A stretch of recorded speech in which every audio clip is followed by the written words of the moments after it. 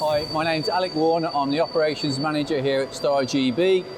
Today's been the first day of our annual open house event. It's been a fantastic day.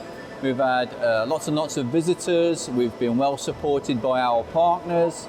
There's lots of new technology to see here at this event, including a fully automated equator gauging system linked to a FANUC robot that's given us full post-process gauging.